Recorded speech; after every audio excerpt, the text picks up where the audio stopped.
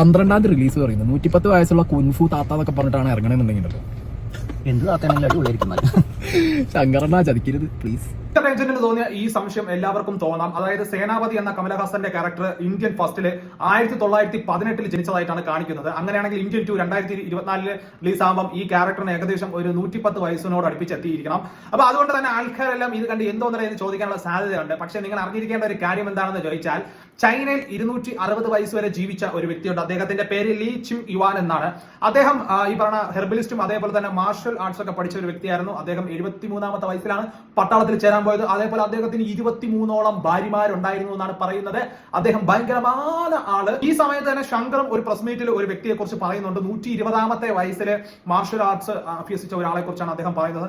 അദ്ദേഹം ഈ പറയുന്ന ലീ ചിം യുവാനെ ആണോ ഉദ്ദേശിച്ചതെന്ന് എനിക്കറിയില്ല. ആർക്കെങ്കിലും അത് തോന്നുന്നുണ്ടെങ്കിൽ ജസ്റ്റ് കമന്റ് ചെയ്യുക. അതുകൊണ്ട് നിങ്ങൾ ആരും സേനാപതി എന്ന ക്യാരക്ടറിന് 110 വയസ്സായി എന്ന് ആലോചിച്ച്